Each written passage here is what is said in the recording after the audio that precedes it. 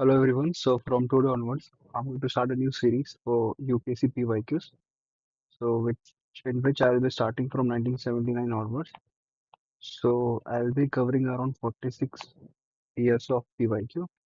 ठीक है, तो इतना भी ढंग से देख लोगे तो क्वालिफाई हो जाओगे. ठीक है.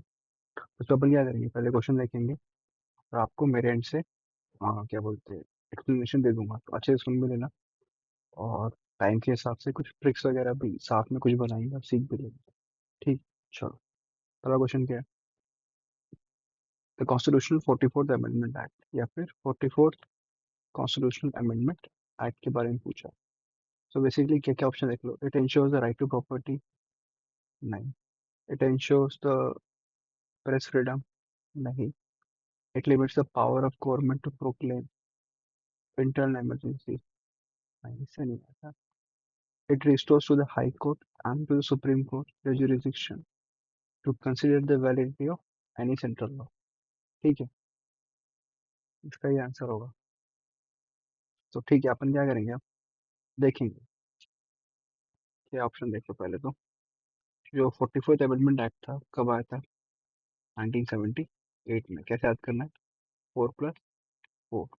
4+4. ठीक है, 8 याद रखना है ऐसे. सो 44 में से क्या क्या चेंजेस है अपन वो देख लेते हैं. सबसे पहले चेंजेस है FR में. ठीक है. तो इसमें क्या हुआ, जो राइट टू प्रॉपर्टी है that was remove from the list of fundamental right. ये जो है इंश्योर नहीं करता, रिमूव करता है 44. ठीक है. अगला क्या है, इमरजेंसी से रिलेटेड जो डिक्लेरेशन है अपन उसको देखेंगे. जो वर्ड इंटरनल डिस्टर्बेंस है was replaced with arm rebellion. इसमें जो ये दे रखा है ना इंटरनल इमरजेंसी, उसको आर्म रेबेलियन से रिप्लेस कर दिया. याद रखना. ठीक है, तो ये कट गया और ये कट गया. ठीक है.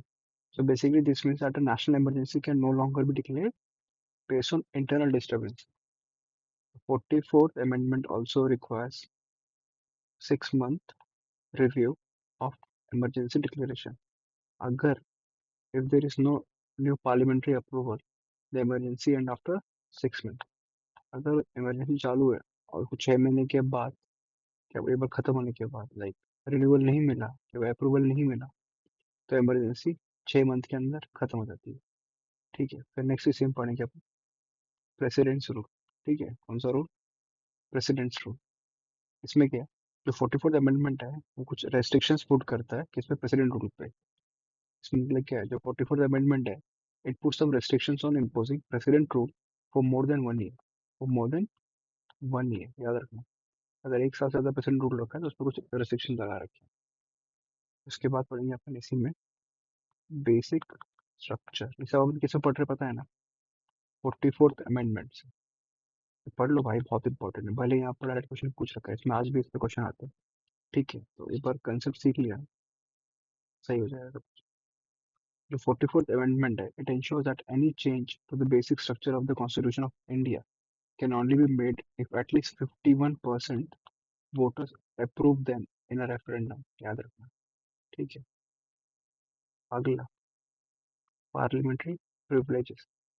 जो 44th अमेंडमेंट है it made changes to parliamentary privileges. उसमें भी कुछ चेंजेस लाए उसने. और जुडिशरी से रिलेटेड भी कुछ चेंजेस लाए. जो 44th अमेंडमेंट है it made changes to the judiciary. For example, it state that every high court has authority over all courts and tribunals in its territory. याद रखना. ठीक है. उसके बाद जो 44th अमेंडमेंट है it also includes a new provision in article 74 का 1. So basically this provision states that the president can ask the council of ministers to reconsider its advice. ठीक है. The president must then act in accordance with the advice after the reconsideration. ठीक है. ठीक है. अब इसी में देखेंगे. इसमें ये वाला एक पॉइंट देख लेते हैं. Right to property. अपन ने अभी ये देखा, ये देखा. ठीक है. ये भी देख लिया. अब अपन ये देखेंगे प्रेस फ्रीडम के बारे में थोड़ा सा. सो नहीं, रुको वेट, इससे पहले एक बार ये देख लेते राइट टू प्रॉपर्टी. जो 44th अमेंडमेंट है to the Indian Constitution remove the right to property. Right to property removed in 1978. The amendment remove the right to property from the list of fundamental rights, ठीक है, and made it a legal right. कहाँ पर बना दिया उसको legal right? Under article 300A, याद रखना। Article 300A states that no person shall be deprived of his property save by authority of law. इसका मतलब क्या है? That means no one can take away someone's property, but it also gives the government authority to do so if needed, ठीक है। if needed, याद रखना, government कर सकती है। क्या क्या हो गया फिर अपना? ये हो गया, ये हो गया, ये पढ़ के हो गया। इसके बारे में थोड़ा सा सुन लेते, ठीक है। So basically this is protected under article 1 का एक, ठीक है। सो आर्टिकल 1 का एक of the constitution includes freedom of press within its freedom of speech and expression. Freedom of the press is a principle that communication and expression through media should be considered a right. ठीक है? So it includes freedom of publication, circulation, and right against free censorship. ठीक? So basically, this means journalists can voice criticism of the government or the country. However, freedom of the press is needed to restrict. ठीक है? Sorry, जो freedom है press का subject to restriction. तो basically अब restrictions क्या क्या है इसके अंदर? पहले अगर सोवरेनिटी और इंटीग्रिटी ऑफ इंडिया, या फिर security of India, friendly relation with foreign states, public order, preserving decency and preserving morality, याद रखना, ठीक है। ये बड़े बड़े पॉइंट्स अपने यहाँ पर हो गए। अब इसमें तो टाइम गया, तुम कह रहे रहेंगे, बट कैसा है यार, इस पे क्वेश्चन है, इस पे क्वेश्चन है, इस पे भी क्वेश्चन है, इस पे भी क्वेश्चन है, 4 क्वेश्चन भी देख ली ना आने वाले अपन। चलो अब थोड़ा सा क्वेश्चन है, what is the power of Rajya Sabha regarding money bill? आपने को क्या पता है मैक्स क्या कर सकता है वो? क्या कर सकता है? राइट, 14 डेज के लिए रोक सकता है। उसके ऊपर वो कुछ कर सकता है क्या? नहीं।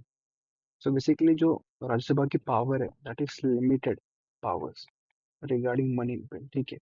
तो Rajya Sabha can not reject, so basically it can not reject and amend a money bill, ठीक है। Okay, so a money bill can only be introduce इन लोकसभा, अपने को पता ही है।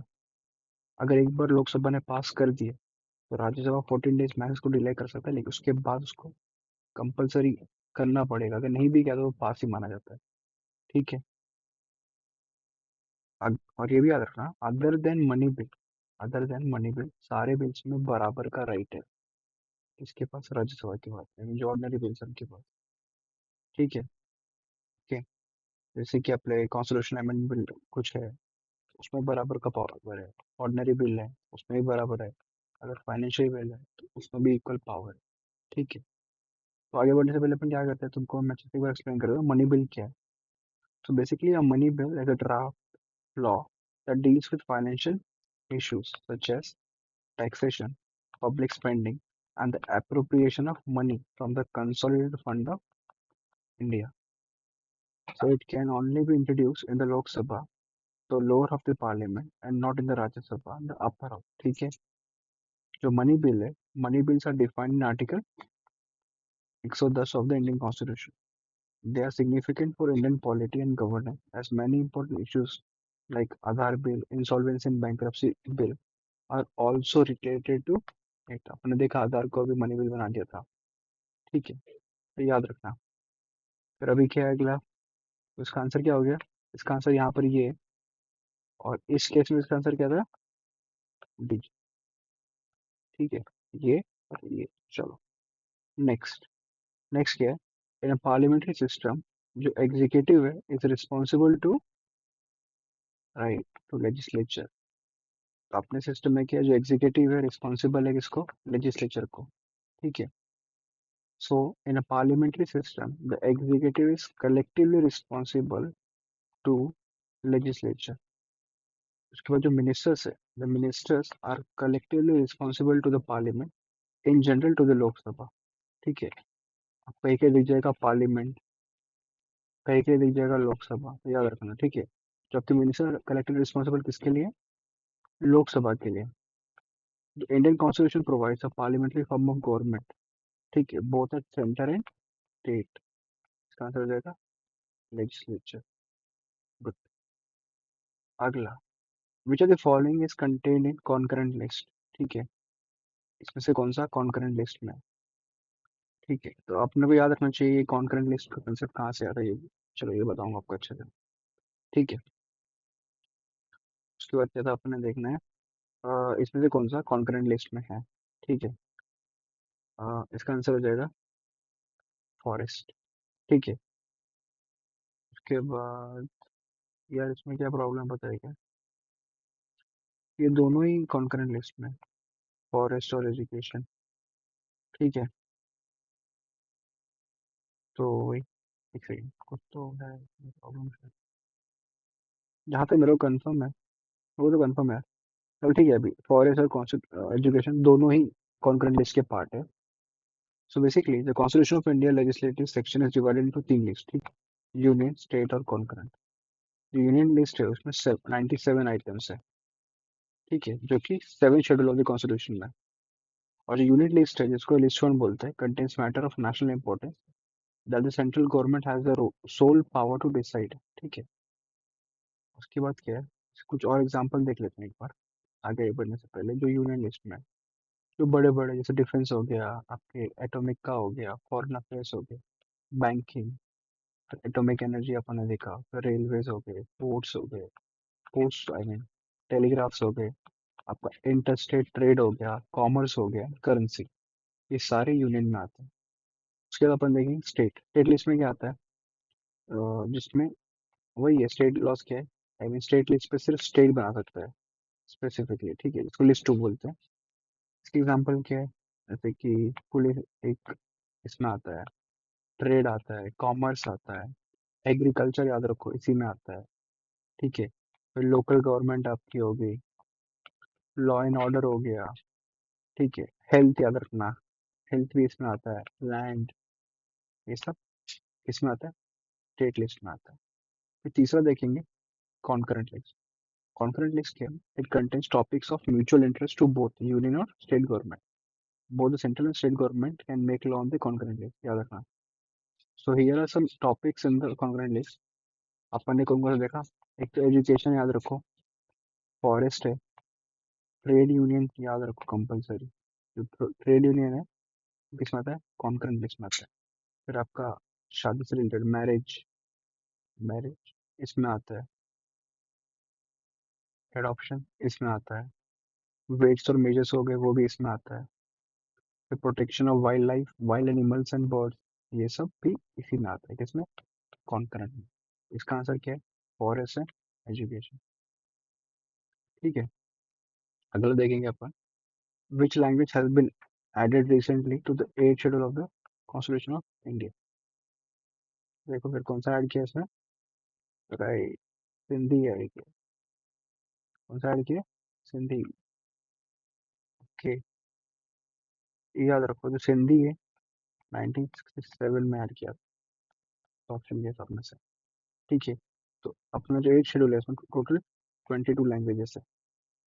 कौन सी, असमीस है, बंगाली है, गुजराती है, हिंदी है, कन्नड़ा, कश्मीर, कोंकणी, मलयालम, मणिपुर, मराठा, नेपाली, ओरिया, पंजाबी, संस्कृत, सिंधी, तमिल, तेलुगु, उर्दू, बोडो, संथाली, मैथिली, डोगरी। ठीक है, ये सारी लैंग्वेजेस है जो इसका पार्ट है। ठीक है, जो जो मेन मेन अमेंडमेंट से रिलेटेड है मैं आपको बता देता हूँ। 71st अमेंडमेंट है जो कि 1992 में आया था। ठीक है, इसको कैसे करेंगे, KMN, कोंकणी, मैथी और नेपाली, ये इससे याद करना 71st से। फिर 92nd है, 96 अमेंडमेंट से कौन कौन सा है, BDSM। ठीक है, BDSM, चलो क्या है, बोडो, डोगरी, संथाली, मैथिली, ये होगी इससे। ठीक है, ये जो कॉन्स्टिट्यूशन है भारत का, इसके पास टोटल कितने शेड्यूल्स है, 12। ठीक है, लेकिन जब अडॉप्ट किया था 1947 में, आई मीन 49 में, जब 8 शेड्यूल्स कितने थे, 8 शेड्यूल। नेक्स्ट देखेंगे अपन, the vice president of India is elected by, कौन करता है, हाँ, जो मेंबर है लोकसभा के और राज्यसभा के। ठीक है, गुड। जो vice president of India is the second highest constitutional official, ठीक है, in India after the president. इसको कौन सा आर्टिकल में मेंशन कर रखा है इनको? इनको कर रखा है आर्टिकल 63 में मेंशन। ठीक है। आपको ये भी रखना चाहिए, जो वाइस प्रेसिडेंट है, he is also the x office chairman of Rajya Sabha. ठीक है। जो वाइस प्रेसिडेंट है is elected bye N electoral college which consist of members of the Lok Sabha and the Rajya Sabha. ठीक है। इसमें दोनों लोग रहते हैं, बोथ नॉमिनेटेड एंड इलेक्टेड। ठीक है। ठीक है। चलो अगला। जो president of union of India has the same constitutional authority as of British monarch। याद रखना, जो प्रेसिडेंट ऑफ इंडिया और जो मोनार्क है, सेम अथॉरिटी। ठीक है। इतना है कि हायरार्की है, ये हायरार्की नहीं है, इतना याद रखो। ठीक है। उसके बाद याद रखना, अ, कुछ फीचर्स अपन ने जो ब्रिटिश कॉन्स्टिट्यूशन से लिए हुए हैं। ठीक है। जो ऑफिस है प्रेसिडेंट का, वो किसके, ब्रिटिश जो क्वीन है उसके ऊपर बेस्ड है, जिसको हम हेड ऑफ स्टेट बनाते हैं। उसके बाद जो कैबिनेट सिस्टम है, कैबिनेट सिस्टम है गवर्नमेंट का, एक वो। सो अपने जो प्राइम मिनिस्टर वो भी रेप्लिका है वहाँ के। उसके बाद जो parliament type of government has also been adopted from the British system. ठीक है। ऐसे और बहुत सारे पॉइंट्स हैं जो कि हमने उनसे लिए हैं। Okay, good. अगला 8, विच of the following is not include in the list of fundamental duties in the constitution. यार एफडीज का क्या करो तुम, एफडी याद कर लो अच्छे से। अगर वापस आगे आएगा ना तो आपको ट्रिक्स याद करा दूंगा सब कुछ, कैसे याद कराना बहुत ईजी है। ठीक है। तो अपन पहले देखेंगे इसमें से कौन सी इंक्लूडेड नहीं। सेक्युलरिज्म का कॉन्सेप्ट नहीं है इसमें, याद रखना आप लोग। कौन सा नहीं है? सेक्युलरिज्म। और मैं डायरेक्ट क्यों कर रहा हूँ, क्योंकि यार डायरेक्ट क्वेश्चन है, अभी इतना ट्रिकी वगैरह जब नहीं पूछते थे, अभी काफी कंसेप्चुअल वगैरह हो गए, जब अपन और अच्छे से देखेंगे धीरे धीरे टाइम के हिसाब से। ठीक है। तो क्या अपन ने देखा इसमें से कौन सा नहीं है, कौन कौन सा है? To safeguard public authority to abjure violence. ठीक है, ये है। To uphold and protect the sovereignty unity and integrity of India. कौन सा? सोवरेनिटी, यूनिटी एंड इंटीग्रिटी, याद रखना। उसके बाद to abide by the constitution and respect its ideals. ये तीनों इसके पार्ट है, इसके एफडीज के। चलो गुड। तो एक काम करता हूँ, आपको मैं याद दिला देता हूँ पहला कौन कौन सा है। ठीक है। जो ए है, ए क्या बोलता है? To abide by the constitution and respect the ideals and institution, the national flag, the national anthem. A क्या है? अबाइड।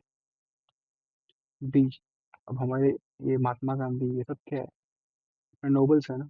बापू, बप्पू, ये बापू बोलते हैं ना उनको हम, बी फॉर बापू। तो अपनी जो नोबल आइडियल्स है उनसे इंस्पायर होना चाहिए। आई मीन जो that inspire the national struggle for freedom, ये हो गया बी। सी, अपन ने भी देखा था ना, to uphold and protect the sovereignty unity and integrity of India.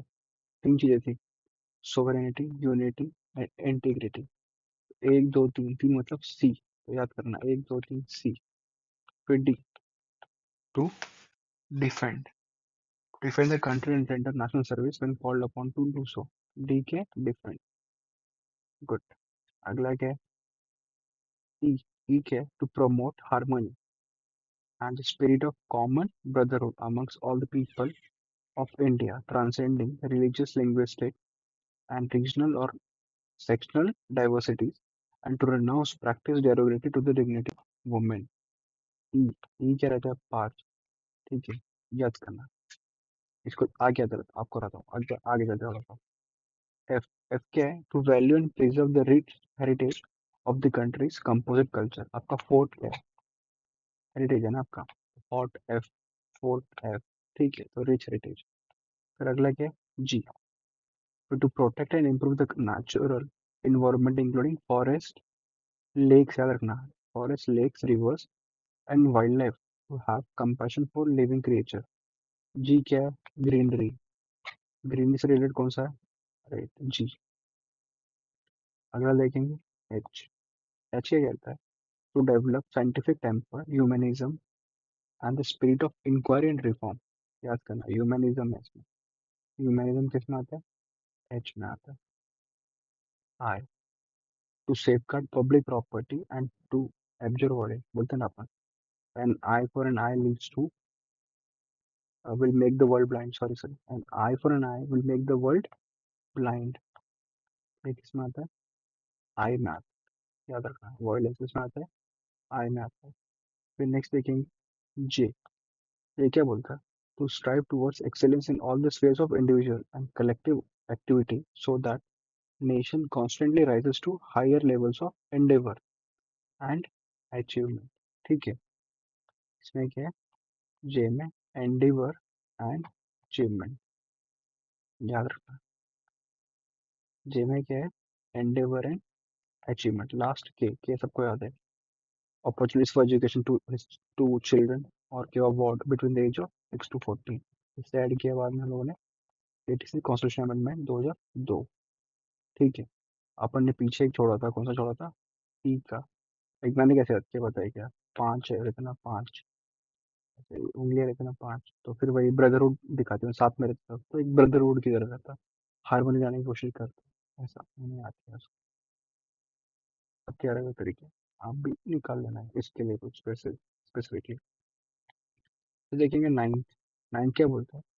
Which are the following is not included in fundamental rights in the constitution of India. FR में से कौन सा नहीं है? ठीक है, याद रखना है इसमें से कौन सा एफआर नहीं है, कौन सा नहीं है? राइट, अपन ने देखा राइट टू प्रॉपर्टी हटा दिया, बाकी सब तो चलो है राइट कैसे ना कैसे। ठीक है, थोड़ा सा देख लेंगे इसको भी। आई नो थोड़ा एक्टिंग चाह रहेगा, लेकिन जैसे जैसे टाइम जाएगा वैसे वैसे आपको आदत बन जाएगी, तो वैसे वैसे आपको रिजल्ट दिखना भी चालू हो जाएगा। ठीक है, जो राइट टू प्रॉपर्टी है वो एक एफआर नहीं है। ठीक है, ठीक है, लेकिन वो एक कॉन्स्टिट्यूशनल राइट है। ठीक है, गुड। जो ओरिजिनल कॉन्स्टिट्यूशन है वो प्रोवाइड करता था, लेकिन 44th अमेंडमेंट ने उसको हटा दिया। This was because the right prove to be a hindrance toward attaining the goal of socialism and distributing wealth equitable among the people। ठीक है, आपको ये भी पता है कि जो ये right to property is now legal right, आपने को पता होना चाहिए। अपन क्या करेंगे अभी, ये देखते हैं 6 फंडामेंटल राइट कौन कौन से है। पहला है राइट टू इक्वालिटी 14 से 18। दूसरा क्या है? Right to freedom. Right to freedom है 19 से लेके 22। ये देखेंगे राइट अगेंस्ट एक्सप्लॉयटेशन जो कि 23 और 24 में। अगला देखेंगे, हाँ गुड, राइट टू फ्रीडम देखा, फ्रीडम ऑफ रिलीजन देखा। तो देखेंगे कल्चर राइट अगेंस्ट एक्सप्लॉयटेशन देख लिया, sorry 23 24। Right to freedom of religion है 25 से लेके 28 तक। उसके बाद देखेंगे cultural and education right. Cultural and educational rights क्या है वो? 29 30। Six and last, right to constitution remedies article 32। ठीक है, याद रखो, गुड। और ये देखेंगे जल्दी से, a candidate to become a member of Lok Sabha should not be less than, अगर लोकसभा का तो 25 साल। ये पंचायत का है। ठीक है, ये लोकसभा का है, ये राज्यसभा का है, और ये प्रेसिडेंट ऑफ गवर्नर के लिए, याद कर लो, ये भी इम्पोर्टेंट है। ठीक है, अगला अगला क्या है भैया? हाँ, so who is authorized to decide over a dispute regarding disqualification of a member of parliament। ठीक है, किसी को अगर लाइक एमपी को डिस्qualify करना, तो कौन इस रिलेटेड का जो डिस्प्यूट है वो डिसाइड करेगा? कौन करेगा? प्रेसिडेंट करेगा। कौन करेगा? प्रेसिडेंट करेगा। चलो इसके ऊपर थोड़ा जल्दी जल्दी रिकैप कर लेते हैं क्या क्या है, कैसा था।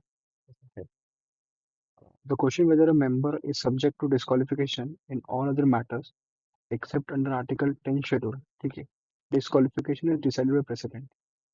10 शेड्यूल को छोड़ के बाकी जो भी डिस्qualification है वो कौन डिसाइड करता है? प्रेसिडेंट डिसाइड करता है। However president should obtain the opinion of the election commission before taking suggestion. उनको इलेक्शन कमीशन जो है, कमिश्नर है, उससे उनको डिसाइड करना पड़ेगा, लाइक कंसल्ट करना पड़ेगा, ओपिनियन लेना पड़ेगा। जो question of disqualification under anti defecation 10th schedule is decided bye chairman of the Rajya Sabha. ठीक है, अगर राज्यसभा कोई मेंबर है तो वो कौन डिसाइड करेगा? चेयरमैन डिसाइड करेगा, ना कि प्रेसिडेंट। उसी तरह स्पीकर लोकसभा के केस में। और ये भी रखना, जो डिसीजन है स्पीकर के या फिर चेयरमैन का, that is subject to judicial review. ठीक है, गुड, ये अपन ने देखा। फिर अपन देखेंगे द वर्ड सेक्युलर। अब ये देख लो, सेक्युलर यहाँ पर था, यहाँ पर भी आ गया सेक्युलरिज्म सेम पेपर में। ठीक है, ध्यान देने का कहाँ क्या है। The word secular denote, secular क्या डोनेट करता है बताओ? Right, freedom of religion and worship to all citizen. अपना सेक्युलर कंसेप्ट क्या है कि जो भारतीय गवर्नमेंट है किसी एक पर्टिकुलर को फेवर नहीं करेगी, करेगी तो सबको करेगा, तो फिर किसी को नहीं करेगी। ठीक है, ऐसा सिस्टम है यहाँ पर। जो वर्ड सेक्युलर है कौन से ऐड हुआ है? 1976 से। 1976 में तीन वर्ड्स ऐड हुए हैं, सेक्युलर, इंटीग्रिटी और सोशलिस्ट। ठीक है, सोशलिज्म, ये तीन चीजें ऐड हुई है। ठीक है, फिर अब इसमें क्या देखेंगे नेक्स्ट? 13। 13 क्या है? The most controversial provision in the 42nd constitution amendment act is. इसमें सबसे ज्यादा कंट्रोवर्शियल कौन सा है? सुप्रीमेसी ऑफ पार्लियामेंट नहीं। Enumeration of 10 fundamental duties, controversial कैसे होगी? Term of Lok Sabha and legislative assembly नहीं। प्राइमेसी टू द डीपीएसपी वो, हाँ, पढ़ के समझ आना चाहिए यार कि क्या है क्या नहीं, थोड़ा सा। ठीक है, इसका आंसर फिर, इसका आंसर हो जाएगा primacy, primacy to the DPSP over FR. याद रखना, अब इतने सारे केस हैं। ठीक है, तो मुझे बता देना कि कौन से केस में क्या क्या रहता है। ठीक है, ये तुम्हारा होमवर्क है कि कौन से केस में तुमको समझा कि कौन सा इक्वल है, कौन सा बराबर है, कौन सा छोटा है, ये आप मुझे बता देना। काफी इंपॉर्टेंट है, इसके ऊपर क्वेश्चन पूछते ही करके आपको होमवर्क दे रहा हूँ। ठीक है, चलो अपन फिर देखेंगे नेक्स्ट क्वेश्चन। नेक्स्ट क्वेश्चन क्या है? 14 क्वेश्चन है। 14 क्वेश्चन में क्या है? Which of the following state in India has no legislative council? यार ये तो बहुत बेसिक क्वेश्चन पूछ रखा है। ठीक है, 6 स्टेट है जिसमें लेजिस्लेटिव काउंसिल है। ठीक है, जो पहले नहीं है हम वो देख लेते हैं। ठीक है, वेस्ट बंगाल के पास नहीं है। ठीक है, उसके बाद जो 6 स्टेट्स है अपन वो देख लेते हैं। पहले क्या करेंगे? आंध्र प्रदेश। आंध्र प्रदेश के साथ बाउंड्री कौन सी है? कर्नाटका है, तेलंगाना स्टेट है और महाराष्ट्र है। तो ये 4 के पास है। फिर एक है यूपी और बिहार, दोनों के पास है। ये दो, ये 4 और 2, 6। आप ये रखना, पहले तमिलनाडु के पास भी थी लेजिस्लेटिव काउंसिल, लेकिन 1986 में उन्होंने रिमूव कर दी। ठीक है, गुड। फिर अपन देखेंगे नेक्स्ट 15। जो panchayati raj administration primarily um, इसका काम क्या था? टू इंक्रीज एग्रीकल्चर प्रोडक्शन नहीं। टू इंश्योर रूरल डेवलपमेंट नहीं। To work for the upliftment of Harijans नहीं। ध्यान दोस्त, to arouse in the people of each area intensive and continuous interest in the community development program, right? Answer ही होना चाहिए। ठीक है, क्या आंसर है फिर? डी। क्या काम था इनका? राइट। तो अपने को ये पता है कौन से इससे आता है? 73rd amendment act of 1992। चलो नेक्स्ट। नेक्स्ट क्या है? हाँ, the case of dispute in the presidential election is referred to. जो प्रेसिडेंशियल इलेक्शन से रिलेटेड जो भी डिस्प्यूट है वो कौन रिड्यूस करता है? सुप्रीम कोर्ट करता है। याद रखना, बहुत इंपॉर्टेंट क्वेश्चन है, ये अभी भी पूछते हैं। कौन करता है? सुप्रीम कोर्ट करता है। ठीक है, जो फाइनल अथॉरिटी रहती है वो डील करते हैं डिस्प्यूट के साथ। ठीक है, सुप्रीम कोर्ट है। और किस किस के इलेक्शन के साथ? प्रेसिडेंट और वाइस प्रेसिडेंट के इलेक्शन के साथ। ठीक है, गुड। आगे, liberty, equality and fraternity, this inspiration was derived from. कहाँ से आते हैं ये अपने को पता ही है। 9th की 10th के ऊपर पढ़ के थक गया अपन। ठीक है, कहाँ से आया था ये? फ्रेंच रिवॉल्यूशन से आया था। नहीं भी बोला तो पता ही है। फ्रेंच रिवॉल्यूशन का हमने ये उठाया। तो बेसिकली जो फ्रेंच रिवॉल्यूशन है, it introduce the principle of liberty, equality and fraternity, ये तीन चीजें। और इस साल के लास्ट 2 क्वेश्चन देख लेते हैं एक बार। Panchayati Raj is introduce in 1959, operates at, कौन से लेवल पे ऑपरेट करता है? Village, block and district, 3 level, याद रखना। ठीक है, भारत के अंदर पंचायती राज इंस्टीट्यूशन कब आया था? 2 अक्टूबर 1959। ठीक है, कौन से डिस्ट्रिक्ट में? नागौर डिस्ट्रिक्ट में। अभी ये डिस्ट्रिक्ट न्यूज में है, क्यों मुझे बताना। यहाँ के कोई डीएम थे, इन्होंने काफी एक अच्छा स्कीम, उज्जवल या उजास, उज्जवल, उजास, कोई तो स्कीम है, उन्होंने इंट्रोड्यूस किया है वो। काफी वो सही है, देख लेना आप। ठीक है। नेक्स्ट देखेंगे, which of the following states has no Panchayati Raj setup. इसमें से कौन सा स्टेट है जिसके पंचायती राज सेटअप सेटअप नहीं है? हाँ, अभी भी है। नागालैंड के पास पंचायती राज स्टेटस नहीं है, याद रखना। जो Nagaland is the only state in India that doesn't have a Panchayati Raj institution. ठीक है। बाकी सभी स्टेट्स और यूटीज में ये है, एक्सेप्ट फॉर दिल्ली, मेघालय, मिजोरम, याद रखना। जो पंचायती राज सिस्टम है हैज 3 लेवल। कौन सा है? ग्राम पंचायत, पंचायत समिति और एसएडपी। ठीक है, याद रखना। ओके, चलो नागालैंड का थोड़ा देख लेते हैं।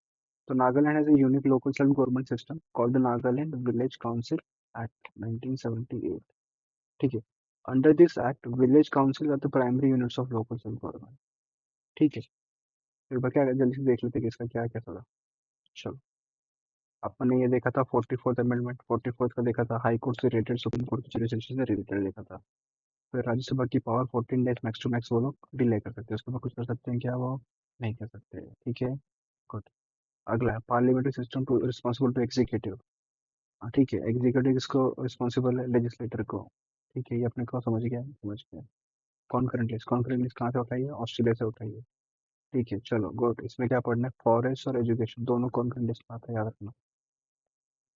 अगला, which language has been recently added to the 8th schedule of the constitution. इसमें से कौन सी थी? सिंधी थी। ठीक है, अपन ने क्या क्या किया था? के, एम, एन और बी, डी, एस, एम, याद रखना। 71st, 92nd, good. अगला क्या देखा? वाइस प्रेसिडेंट कौन इलेक्ट करता है? Right, member of Lok Sabha and Rajya Sabha, याद रखना है। मेंबर ऑफ लोकसभा, राज्यसभा, इनका कोई रोल नहीं रहता। उसके बाद जो president of union of India has the same constitutional authority of British monarch.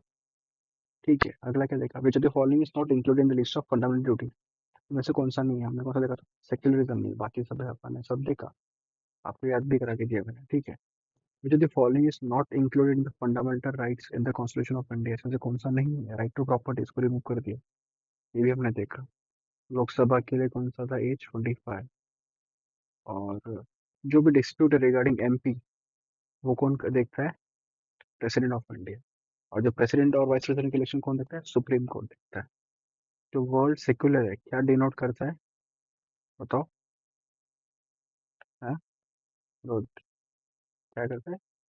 Freedom of religion and worship to all citizen. बाद में कंट्रोवर्शियल स्टेप कौन सा हमने देखा था? Primacy to DPC over FR. ठीक है।